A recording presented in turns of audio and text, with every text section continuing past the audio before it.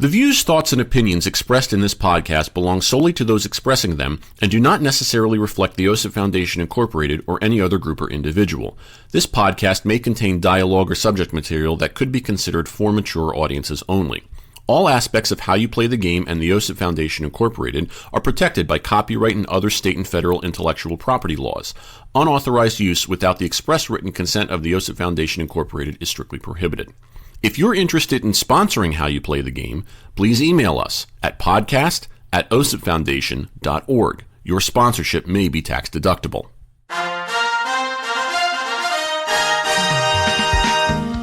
You know what I realized grinds my gears today? What grinds your gears, Jack? And it's not just today, it's today that I realized it. Okay. It's when the commercial you're watching is demonstrating the product in a way that does not have any sort of relation to how it's actually going to be used. Okay. So, for example, today it was the toilet paper commercial where they use it on the forearm to show how much it can absorb. And the number of times that I have used toilet paper on my forearm is significantly less than the number of times I have used toilet paper not on my forearm. I mean, who's shitting like that to get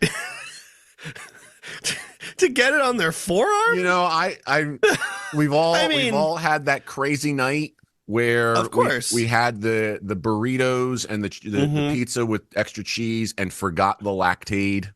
I get that. You know, yeah. Or here's the other one that I love. Caitlin pointed this one out to me. The car commercial where they demonstrate the car essentially going straight up the mountainside and then parking on the cliff just before it goes over. Hey, I did that at Wolf Creek, remember? Yes. And then you were right behind us. But you were and not. Caitlin, and Caitlin said, "Please keep going, Sean. Yeah. Please keep going, Yes. Sean." I do remember that one. I was going to say the number of times that I've done that. You know, I can't tell you how many times my Honda Element has been, you know, I've been looking to go vertical up a hill. They really need to show the car commercials where they show the car escaping a police chase, because that's much more applicable. Right. You know, or the car navigating the neighborhood with all of the bratty kids out in the street not being supervised. And, you know, that to me, that would be the appropriate thing to do. Or just a car driving through New Jersey. Right. I mean, really. I mean, let's be real. I mean, it's between the potholes and the Mack trucks and the Turnpike and the Parkway. I mean, you've got a commercial right there. You know, you've got a commercial right there. The other one, I just saw this before we started recording. There's an infomercial for a shower head, and it starts off with the old shower head in the shower, and there's a woman in the shower who was it in black and white? No, it was not in black. Well, no, I don't know if it was or not, but the woman is naked. Like the Ghostbusters anti-sign. I wish that was it. I wish that was it. The woman appears to be naked, and she's not an attractive woman. Okay. The only thing she is wearing in the shower is the COVID mask. And I actually hit the microphone as I was doing this. So I'm thinking to myself, you're going to take the shower with the mask on. The number of times my face feels bigger with my mask on it. I can tell you, I was going to say, I can't tell you how many times I've taken a shower where I've been naked with just the mask on. And then I went, yes, I can. And it's a negative number. Right. Okay. I just feel like as I age, COVID comes through the pipes, you know. It comes through those water. I feel like that's comes either through the those title water of the droplets. episode or the title of my next horror novel. COVID comes through the pipes. Yep. Or my erotic horror novel. Your erotic novel. Erotic novel. COVID comes through the pipes, and then it shows up. Right. So good thing you were wearing that mask. Yeah. Otherwise. Oh. It would have gotten me. That's like when you go skydiving and you wear the helmet, and then the chute doesn't open. The helmet is back with the other helmets afterwards, saying it's a good thing he was there, or I would have hit the ground directly. Right. That helmet's wearing you for protection. Thank you, Jerry Seinfeld. Yeah. Oh, man. That's so that was my morning. Cool. Yeah. So speaking of that was my morning, welcome to How You Play the Game, because that's the transition today. The official podcast of the Yosef Foundation Incorporated. Yours truly, Jack Furlong, with you as we talk to you about what's going on as far as the world of sportsmanship is concerned. This is the first episode of the month of March. The year is 2024. As always, you can check us out online at osiffoundation.org. You can contact the show electronically using the email address podcast@osiffoundation.org. And on social media, you'll find us at facebook.com/osiffoundation. X, formerly Twitter and Instagram, are both at OSIP Foundation and hashtag How You Play the Game. And with me today, as always, the producer engineer of the show is Mr. Sean Ryan. Sean, good morning, good afternoon, and what's up? How's that showering with the mask going? Oh, non-existent. Good. I mean, the showering is existent, but the mask isn't. Good. I started working out again. This is not a joke. I actually started exercising. I know. Good thing we're sitting down. It's hard to believe. I started moving. I think I'm bleeding in my chest. Right. Well, to prevent that, I'm exercising, and I did this program called Better Me. It's an app with like these inside walking routine exercises. And this is not an ad, by the way, but I feel great. You know, I just started a couple days now. So you walk inside? Yeah, so you do like marching in place, arms moving, like almost like aerobics. Actually, I think it really is a fancy word for just aerobics. But it's like 11 minutes of solid moving, and it's a lot. Like I was sweating bullets at the end of it. All right, I have 2 points. Number one, if Here Better Me would listen, wait for it, folks. Wait for it. Better Me would like to pay us to advertise, okay, we will gladly do that. Okay. Okay. And number two, I feel like if I were to videotape this would be some sort of plagiarism of something from Tim and Eric. Oh, I'm sure. Okay. I mean, this is akin to you trying to find the ball on the 13th fairway, skipping around. Right. Yes. Yeah. Except for that one, I was not in place. That's true. Okay. You were actually moving around. I was, and I do have video footage of that. Yes. And it was definitely much more of a prance. Right. It was a march. Yeah. You know. Yeah. But I guess that was brilliant. In both situations, whether yours or mine, that Cinco phone is not going anywhere. You kidding me? This thing's right here. Okay. 2 pounds, but that's a good thing. Heavy as hell. 2 antennas for double reception. Right. Press no times for 0.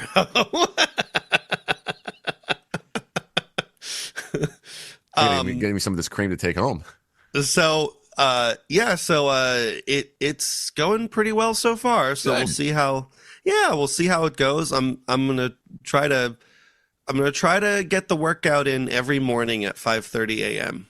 because I want to wake up early, get ready for class, and then go. You are a strange man because I don't even know what the hell 5:30 a.m. is. Oh well, it's a time that's before noon. Okay. Actually, we're in before noon now. Actually, that's true. That is true. So it's a time before 11 a.m. Okay. It takes a lot of work to wake up at that time. Right. That's usually when the sun's not up. If that's hard, I know that's tough for you to comprehend. For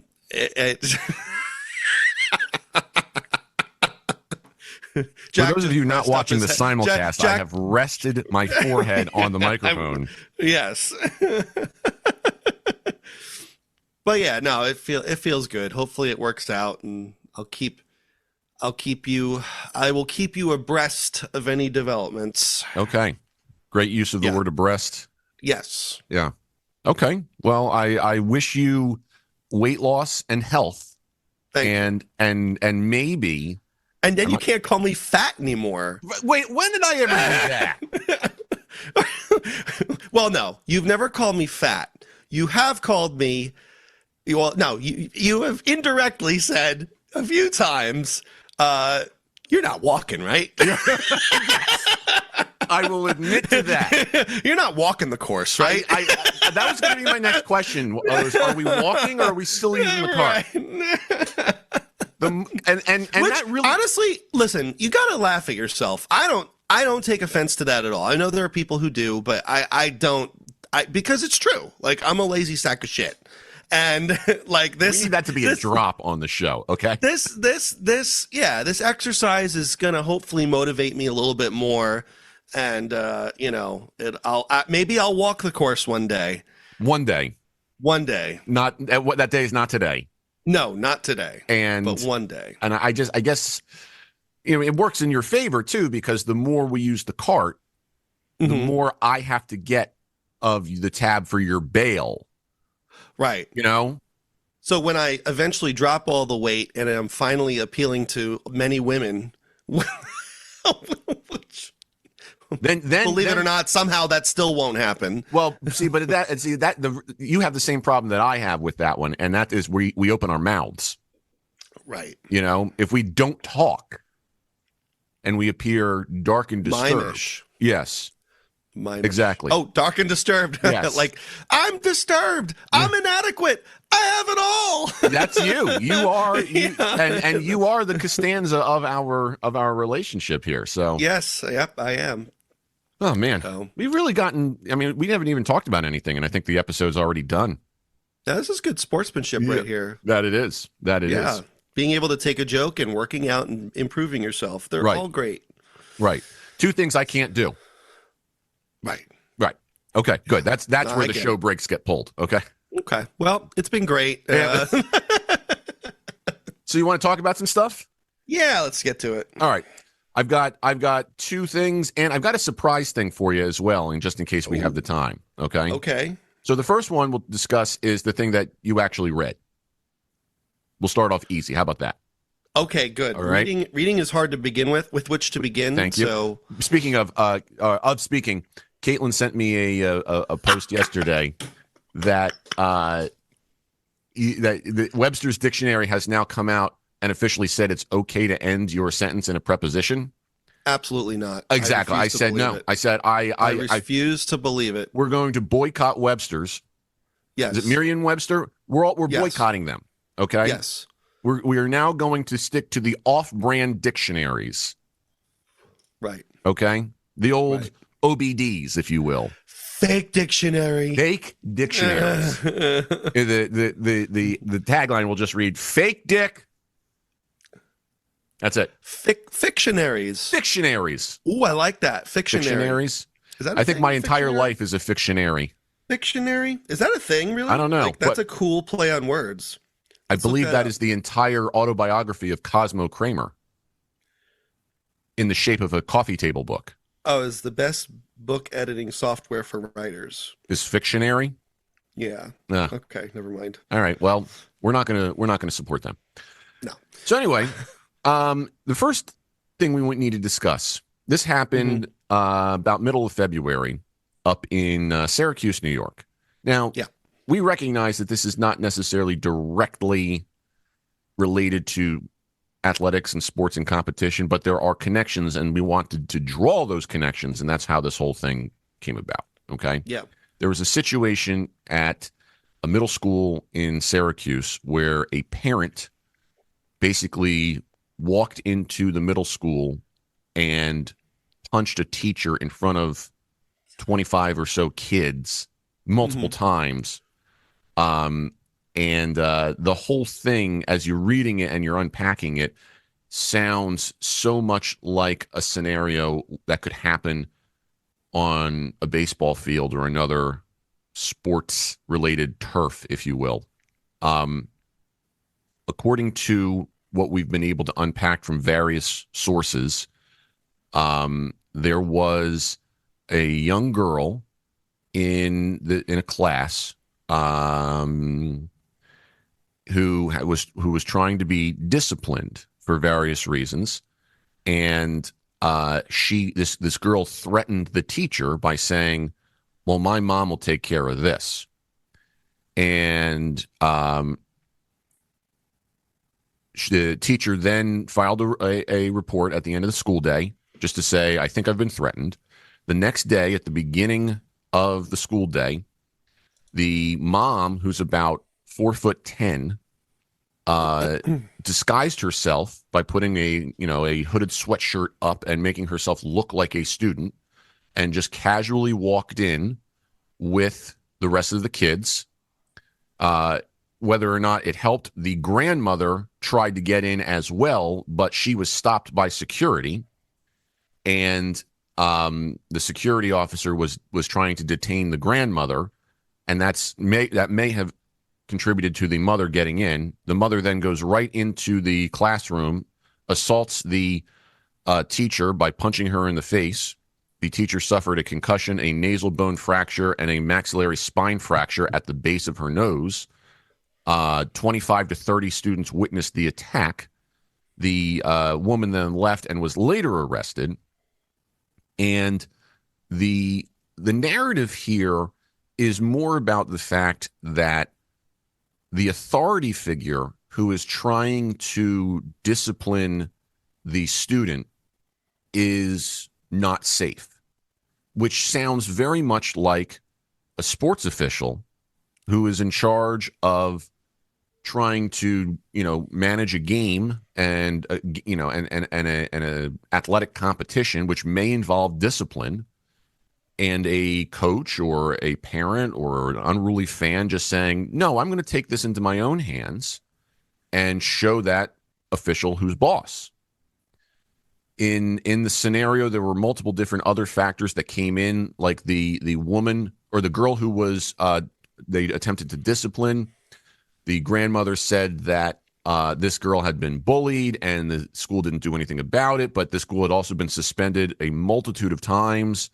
And so you start to wonder if there was, this is just a narrative that the grandmother is creating to make the granddaughter, the student, look innocent, but in reality she's not. I mean, we simply don't have all of those facts.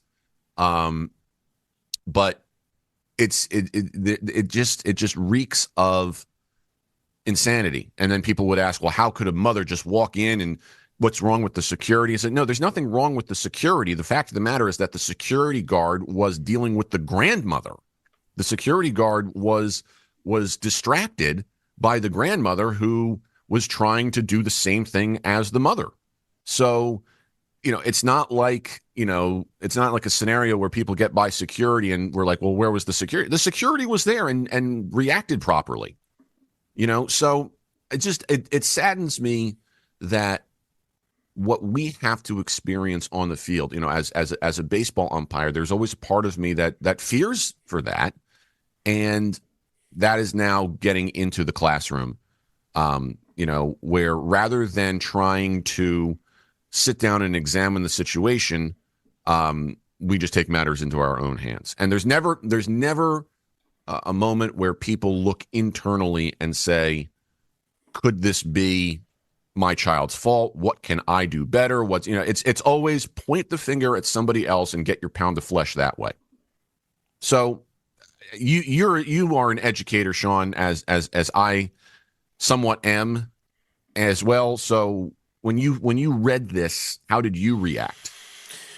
Well, I mean, this is going on. This sort of thing has been going on for a while now, and I actually saw this article when it first when news of it first broke. I think a couple of weeks ago, and I read through some of it, and just the fact that it just blends in with all the other stories of this happening is sort of telling enough that this has become part of our society now, where authority figures in education, whether that's a teacher or a principal or what have you, there's just no respect anymore. And I think the reason is, well, there's a number of reasons. The biggest reason is the internet and social media. I mean, that's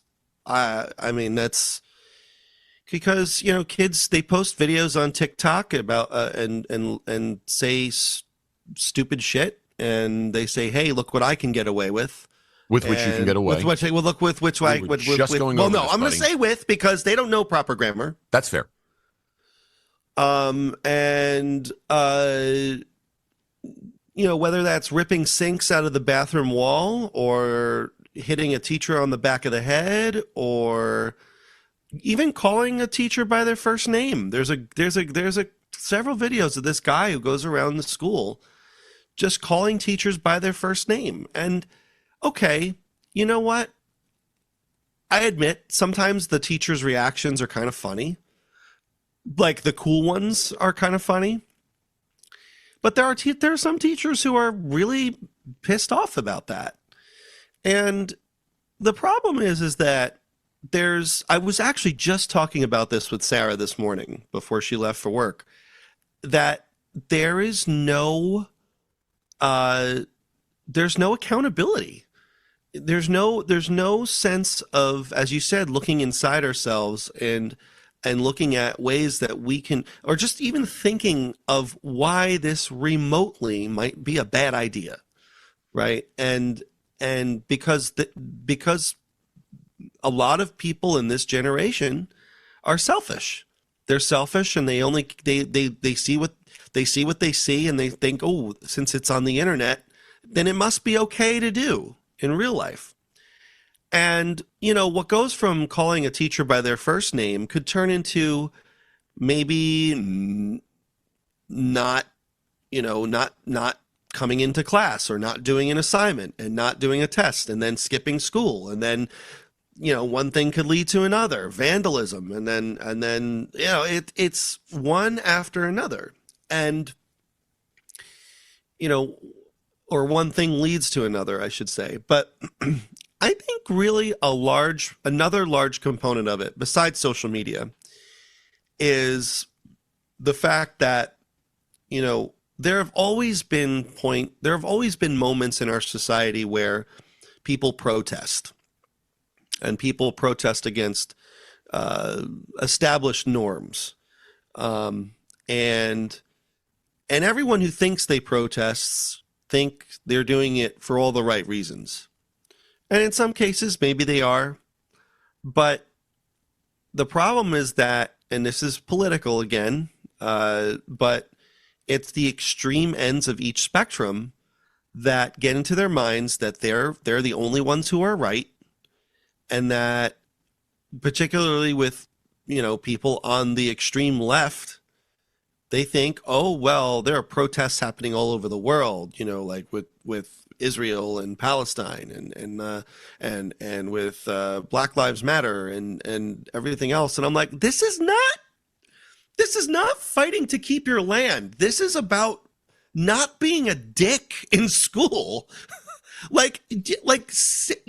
There will always be someone telling you what to do, whether that's a teacher, a principal, a coach, a police officer, a government official. Someone will always be telling you what you can and can't do.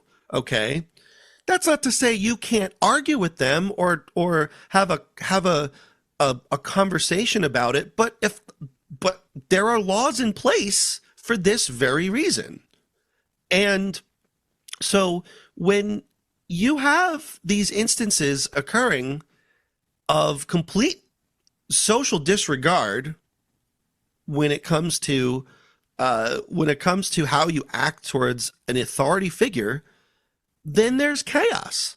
I mean, there was a story, I can't remember where it was, it was, I think maybe in Virginia, where they instituted a policy where cell phones had to be left at the door. Students couldn't have cell phones in class. They had to keep them in their locker, or they had to keep them in some sort of sanctioned locker by the front door, by the front entrance of the school or something. I can't remember the specifics, but what I do remember is that once the students found out what was going to happen, they all rioted. They were just like tearing shit up in the hallways and vandalizing everything. Like a majority of the student population was doing this, and they had to shut down the school for 3 days. And it's like, this is not okay. Like you are being given a rule and you have to follow it. This is not they say art imitates life. Well, school does not imitate life. You are in a school setting, an academic setting. Okay. This is not a democracy. School is not a democracy. The teacher has the authority. You have to follow the rules. Okay. Rules are there for a reason.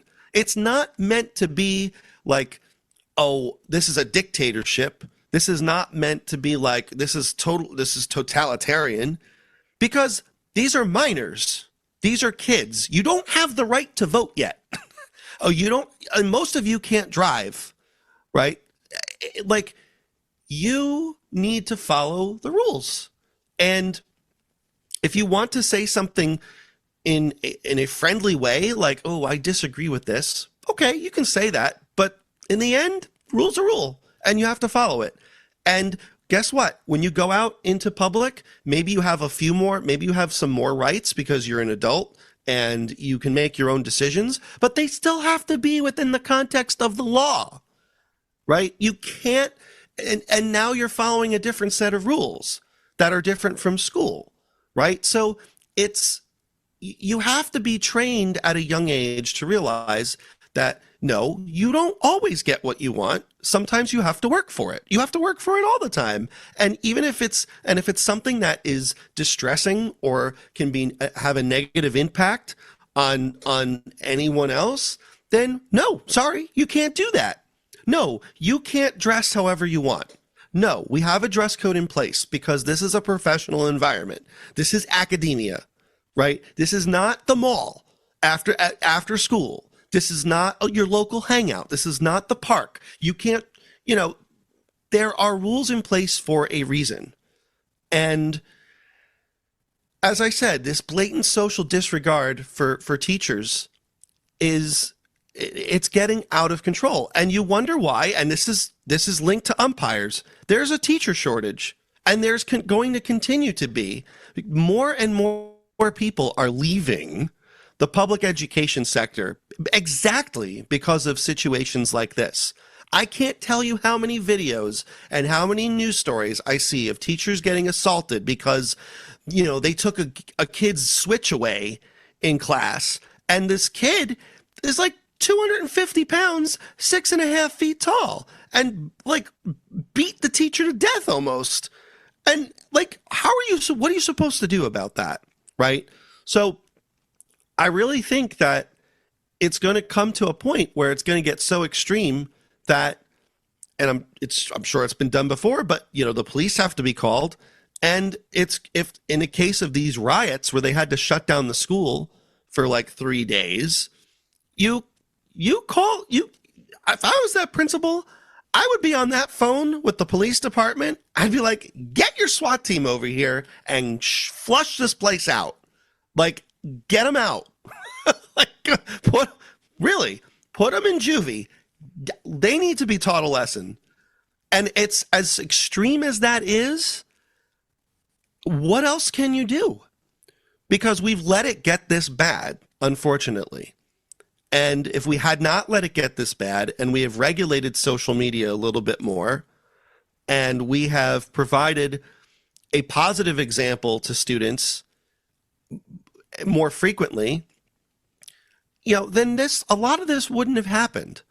And I think that, yes, part of it is students that do this don't have any quantitative reasoning in their head, like, oh, this might be a bad idea, because maybe they were never taught that, or they don't know any better, or they come from disadvantaged or families, or they need help, maybe it's a mental problem. I don't know, but action has to be taken, right? So I've talked for 5 minutes straight. You think that was only 5 minutes? Was it 5 minutes? I'm going to go with 15,000 minutes. 15,000 minutes? Yeah. Okay. But to summarize, I could go on and on about this. I'm sorry. But to summarize, the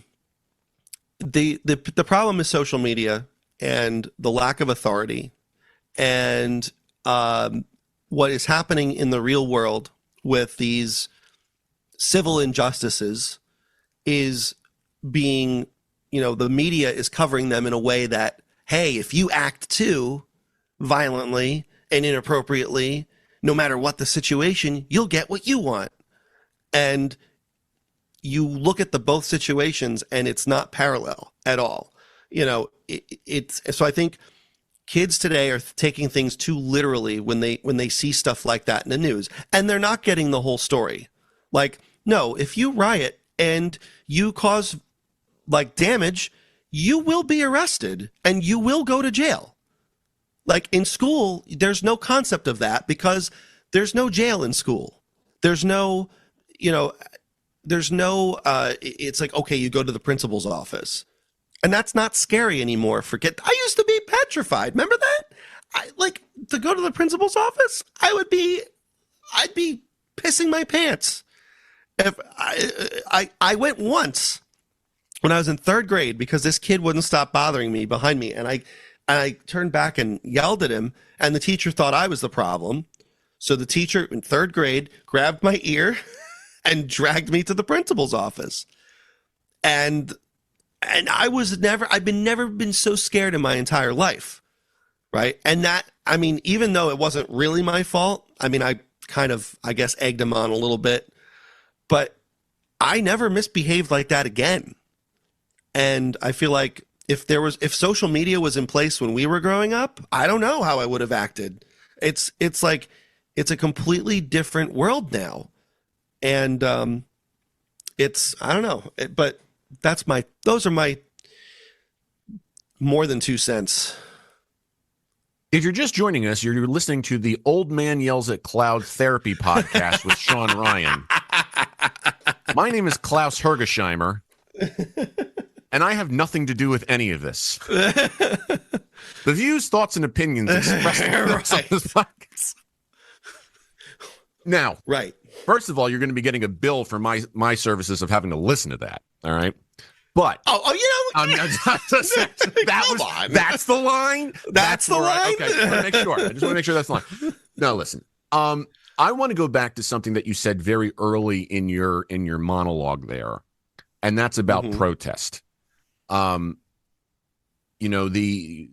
First Amendment guarantees us the right to peacefully congregate and protest in those ways, but we have to put that into context, and the best context that I can use is, and I don't, I forget who I was talking to somebody about this the other day. I cannot remember what the context was at all, but like if you try and compare the civil rights movement to some of the stuff that's going on today, it's night and day.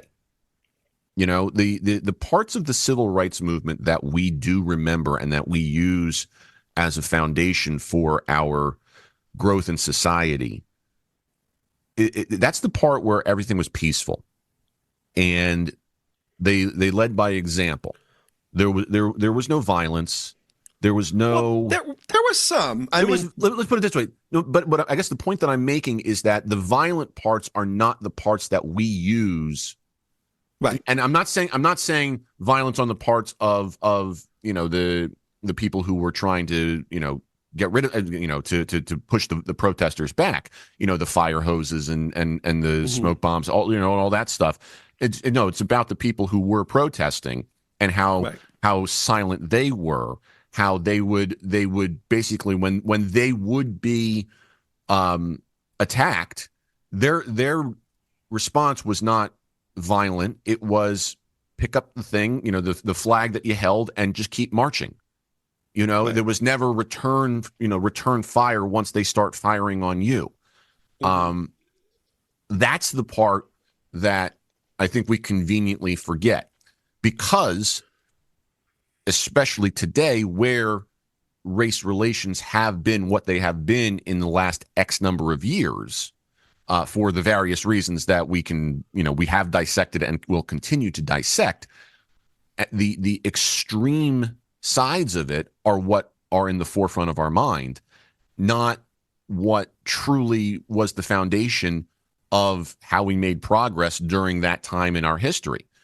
It mirrors a lot of the stuff that we see in certain religious texts and and historical accounts, I think of, and again, I'm just using this because that's what I've studied, but there was a lot of that in the New Testament, where the narrative was not that, the Messiah would come and, be this, holy warrior with a sword.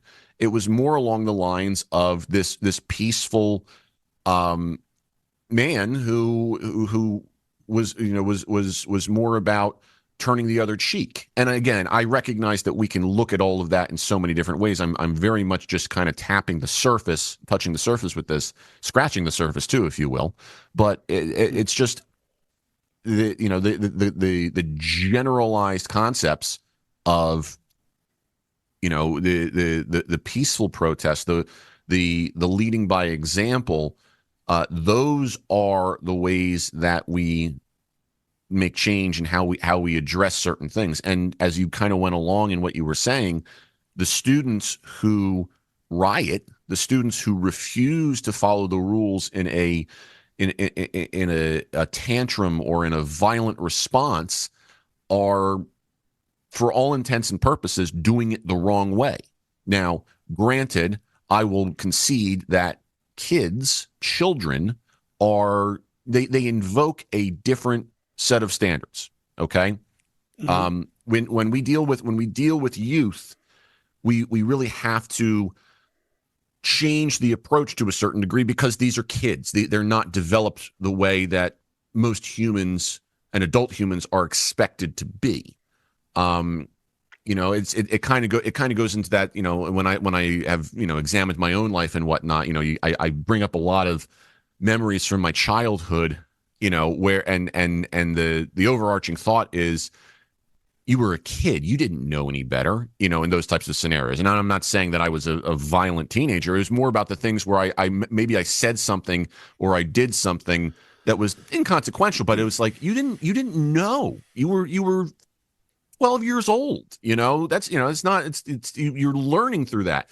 And, but the way that, you've described these things, this is not, the latter part of the bell curve. This is very extreme. This is out there, man. I mean, we can all agree that, yes, kids are going to act certain ways because they just don't have the life experience to understand what's proper and what's not proper. But oh my God, not like this. Right. And it's rebellion's a natural part of growing up. Right. But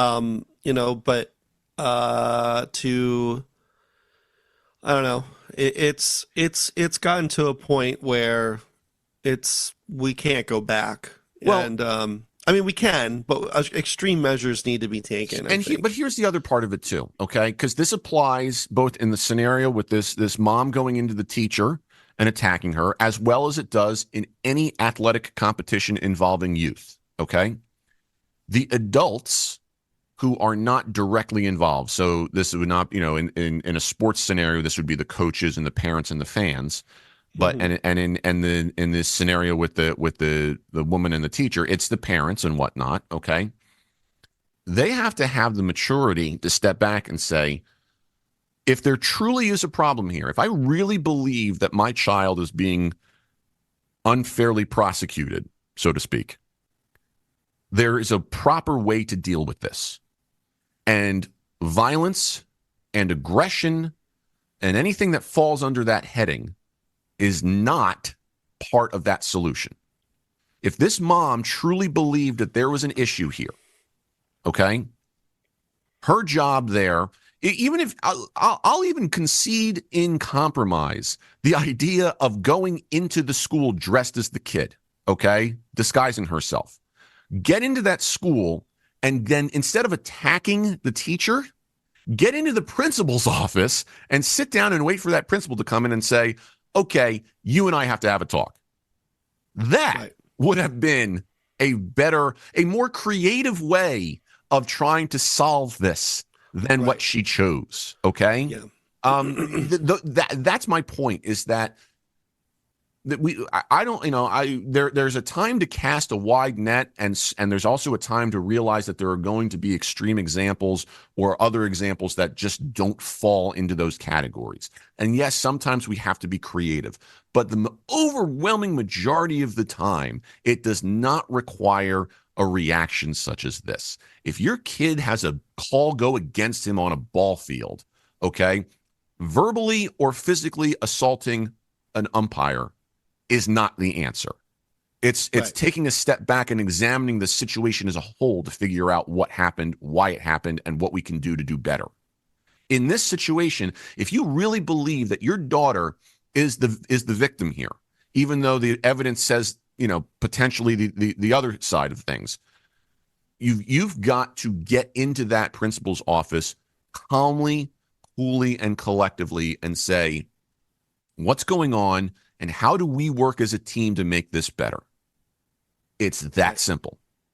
It's when we approach it that way, the stringency of the rules suddenly takes on a much more conducive tone. It becomes natural rather than what you've described, which is we've got to stay within these confines, because we do. We absolutely do. But take the path of least resistance here, people. Right. Prioritize what's really going on and try and use common sense. It's the old, sleep on it for 24 hours and then take a look at it. It's just most of the time when our emotions are high like that, wait, go to bed, wake up the next morning and see how you feel, rather than going into your laboratory to enact a plan like this. It's usually the better. There wouldn't be Bond villains without that. No, there would not be. And you know what? Shame on me for even thinking that.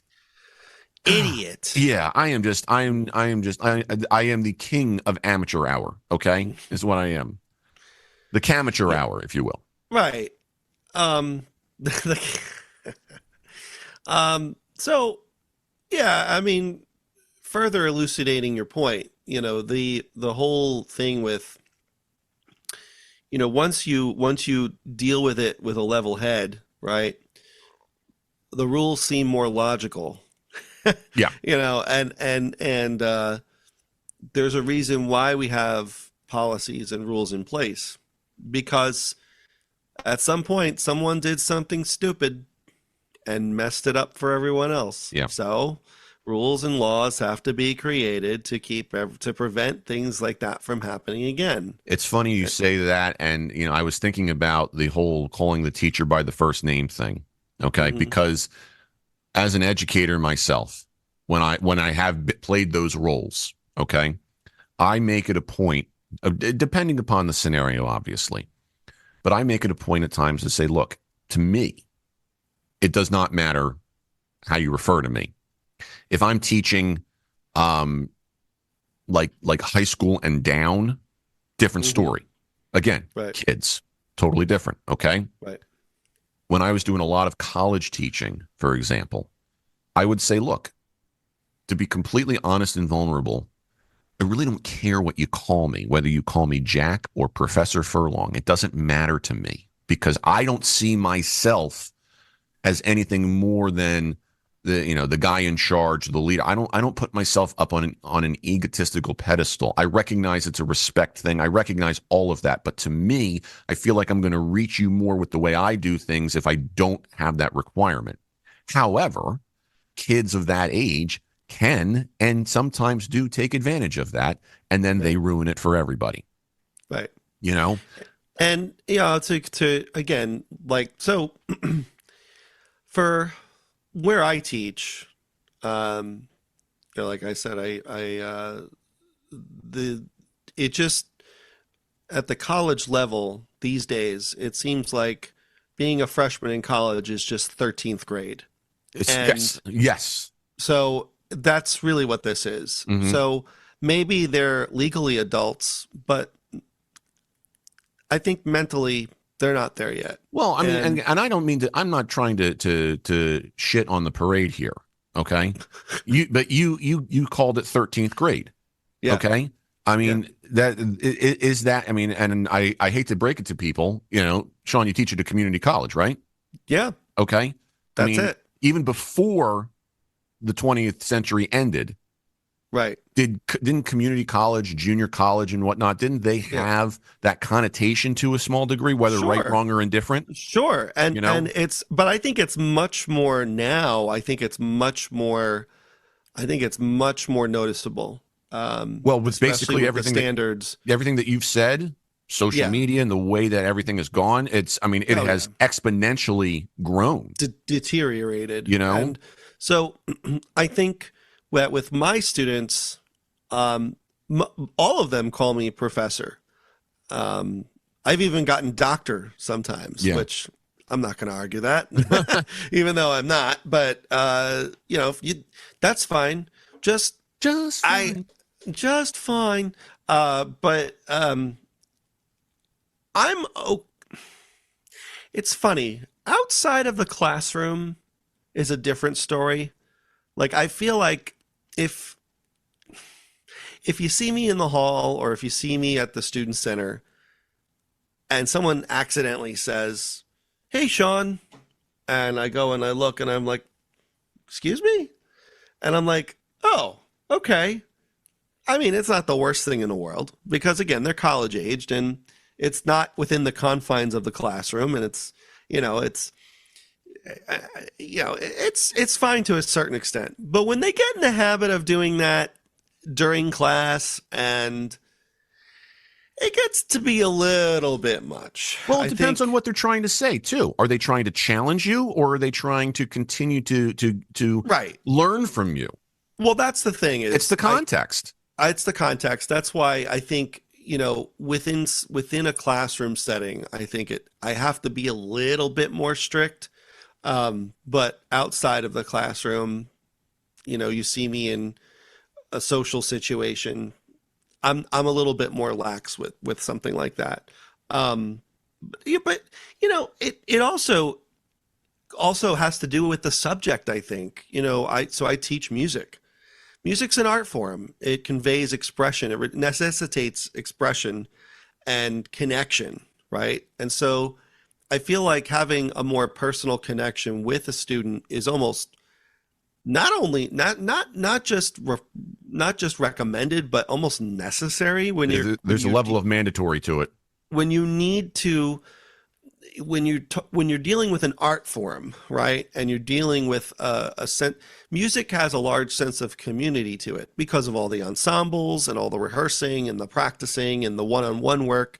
And, just you're making music together and you're expressing your emotions together. And so there's a necessary level of a personal connection that cannot be denied. And I'm all about that. I'm all about making the personal connection with my students, whether that's grabbing a cup of coffee with them at the student center or sitting down and talking with them about their homework or anything else going on in their life, because teachers, especially at this level, are members of the community. And we are not just professors sitting in front of a classroom, standing in front of a classroom. A lot of times these students are going through shit and they need an ear. They need to talk, and I'm there to listen. Obviously, we have services on campus that help them with deeper psychological and sociological issues. But when it comes down to it, we have to wear many hats in this profession, and that's one of them. Do you have a hat collection? I do have a hat collection. Because I was going to say, you reference the hats a lot. I do. Yeah. I'm not wearing a hat right now. Well, I'm wearing headphones. That's technically 1/8 of a hat. That's like saying a hot dog is a sandwich. Yeah, well, that's the stumper. That's not. We were on this this giant stream of consciousness trying to solve the world's problems. I mentioned the question of whether a hot dog is a sandwich. Impossible. Dead silence. Just nope. We can't figure this one out. Can't do it. But going back to my point from before, there's a thin line between former students, you can call me whatever you can call me dickhead. I don't care. Like you, well, I call you. Right. That's fine. But current students, refrain from calling me by my first name. But if you do it, like if you're excited to see me and you just blurt out Sean, it's not the end of the world. And then I will not allow current students to know my address or I feel like that. live. I feel like that should be the case no matter what. That should be the case no matter what. And like I don't want people to know where I live. Period. Right. So right. But there are some professors out there who are very close with their students, and it's like at the college level, it's much more forgivable because these, obviously these students they're adults, but there is a conflict of issue situation that may arise depending on the nature of the relationship, of course. But professional and casual relationships need to be separate. So I do not allow that whatsoever. But now, again, once they're done and they're out of my purview, then there's no limit. Like, oh yeah, you want to come over and hang out? Sure. You graduated. Let's have a party. Let's celebrate. Like at the end of the spring semester, for my kids who have gone through, I call them kids. I mean, mentally they are, but we still are. Yeah, I know. I need an adult. I am an adult. What? But when they're done with the theory sequence, right, of going through all the courses, I take them out. I take them out to celebrate, and that's perfectly fine. Mm-hmm. And you don't have to go if you don't want to go, you don't have to go. But it's a camaraderie thing. It's to celebrate your achievements, and I would be almost remiss if I didn't do something for them, because it's a big deal to graduate. It's a big deal to finish a course sequence. It's an accomplishment, and it should be celebrated, right? So and this is why I like teaching college, is because it's not as stringent as a public school, because again, these students are adults, and you would like to think that for the most part, they have the wherewithal to be able to separate things, sometimes not, in which case I have to yank the cord.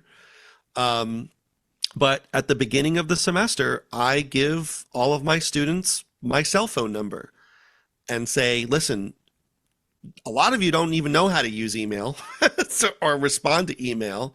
So if you're going to be late, or you're going to be absent, or you want to get together for extra help, you shoot me a text.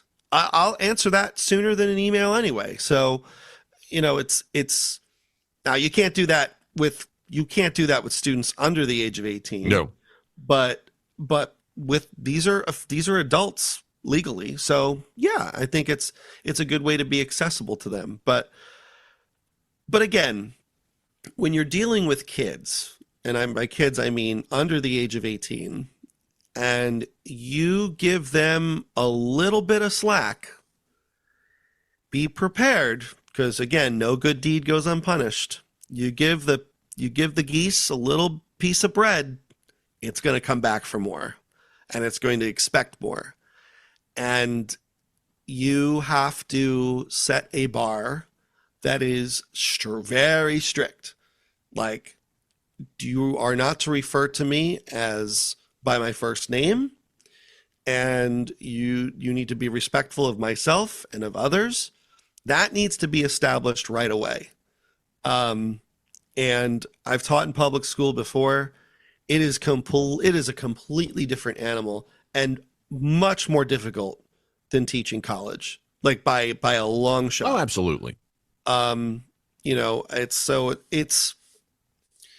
Yeah, I mean, I'm done with public school. I've taught in public school for a number of years, and it's unfortunately the negative experiences have outweighed the positive ones. And this is like 15 years ago. And I mean, I can't imagine what it's like now. I cannot imagine. Well, I mean, that's So it's this, and unfortunately, the same thing is kind of growing in academia in general as we even look at our, preferences of college and above. I mean, right. it's just the rules are different. The standards are different. The Yep. norms are different, and to kind of circle it back to the story in general, it's just, I mean, I remember hearing stories from almost 20 years ago where even at a prestigious, at my alma mater, okay, a 4-year private institution of high regard, parents were calling professors demanding to talk about a student's grade in like a 100 level course. And it's just, you can't do it. You just can't. I mean, this. So the way that's actually against. That's actually so that you could get fired for that. Actually, because that's a legal thing because the student is an adult, right? And just because you're paying for their education doesn't mean that gives you carte blanche to do whatever you want. Correct. This is like the fan being rowdy in the ballpark. Well, right. I paid for these tickets. Well, yeah, but there are rules. You don't get to walk into the movie theater, the crowded movie theater, and shout fire just because you have freedom of speech. Right? You can't do it. So it's the same thing. And I mean, this whole thing kind of ties together in just that the no matter the setting, whether it's athletics or academics or really anything else. I respect that things are contextual. I respect that things, we there are a lot of things that are case by case, and I'm certainly not going to negate any of that because I do feel very strongly about how we have to value context and examine things on a case by case basis. But I also believe that an incident such as this, where a parent feels it's necessary to take matters into their own hands this way, and how that relates to or can describe so many other scenarios in terms of sportsmanship, it's just not good. So we need to re-examine what it means to disagree, what it means to have you can respect authority without agreeing with authority.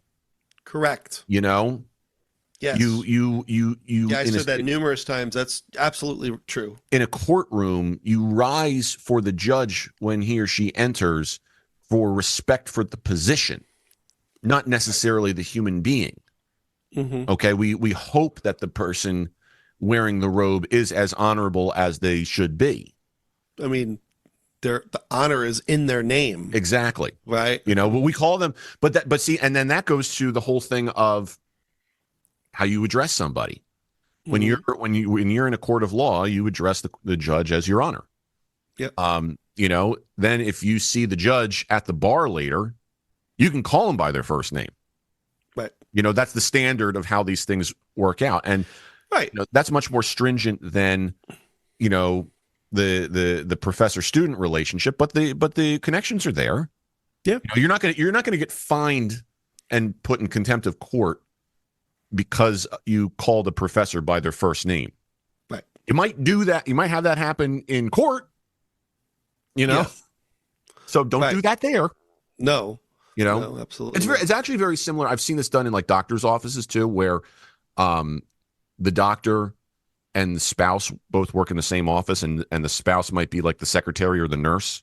Mm-hmm. And I see them, and I'm like, you guys are married. You've clearly seen each other naked, I'm assuming. You probably call each other by your first names. But when they're in the office, no, they call them doctor. Right. And to me, again, this is me talking. I feel like I have the wherewithal to respect that and say, in these scenarios, to me, that doesn't make sense. But when you pull the lens back and you look at it from what we've just discussed over this entire episode, there's a reason that that's done. Right. And it's to preserve boundaries. It's to be careful. It's to cross your T's and dot your I's to a certain degree, Yeah. So yep. Again, it's the message here is that there needs to be, we need to have better choices. We need to be able to, when we disagree with things, we need to be able to express that disappointment or that disagreement in ways that are respectful and that properly, vulnerably communicate what we are thinking and feeling, rather than just going on the offensive. And the context of that, whether it's sports or not, doesn't really matter, right? In general, you know. Right. Yeah. So, I thank you for talking most of the time, so that I did not have to. Yeah. Like I don't even think we have to look at any of the other topics. Like, screw it, we'll save that for another episode sometime. Yeah. You know, let's just put the bow on it here. And what was your my what? Did you have a surprise for me? That was another topic. That was another topic. Okay. So I'm just saying, screw it. You get no surprise. Okay. Oh, well. See what happens when you turn the podcast into a therapy session where you can just vent? You lose out on a surprise. So for the past 147 episodes, what were you doing? Not a hell of a lot. In fact, I'll go as far as to say nothing. I was doing the podcast about nothing. Well, we're sitting on a gold mine, Trebek. Why didn't we start that? Listen, if the guy who started the Aqua Teen Hunger Force podcast called Dancing is Forbidden can get so famous that he gets put on an episode of Aqua Teen, we can start the podcast about nothing and suddenly get invited to the Seinfeld reunion, okay? Yes, that would be great. And you will be playing a young George Costanza. And I, who am I? Putty? Maybe. The soup Nazi? I'd say maybe. I mean, I don't think you're quite Jerry. No. You're like maybe a mixture of Jerry and Kramer. But, I think that's fair. Yeah. So I don't know. With a crumb of Art Vandelay. Yeah. You know? Which one? Yeah. The judge at the end? Oh, the architect. The architect, not the importer-exporter. Right. Okay. Because I've always wanted to pretend that the I'm latex salesman. Exactly. Yeah, I'm trying to think if there's another character that I would be. I don't know. That's a tough one. I'm Kenny Banya. Maybe I'm a little Banya. It could be a little. You're a mixture of characters, I think. I could be, maybe. You know what? I'm the jazz musician that Elaine dates in that one episode. Oh, Clive. No. The tenor sax player. Yeah. You know where I'm going with this. I can't remember. I can't remember his name though. Well, that'll be the cliffhanger for the next episode. Kind of like the Jeep on the edge of the cliff, and how that means nothing to me when they're trying to sell me a car. Right. You're welcome, America.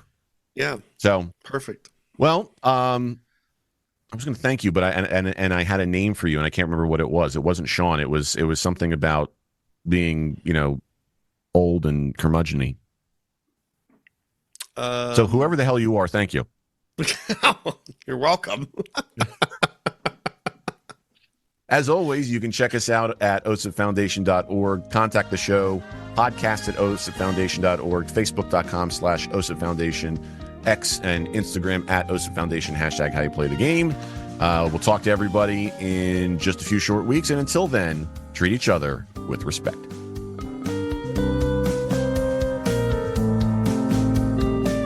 How You Play the Game is a production of the OSIP Foundation, Incorporated. The producer-engineer of this episode is Sean Ryan. Music by Soundspring Studio. The executive producer of How You Play the Game is Jack Furlong. For more information, visit osipfoundation.org.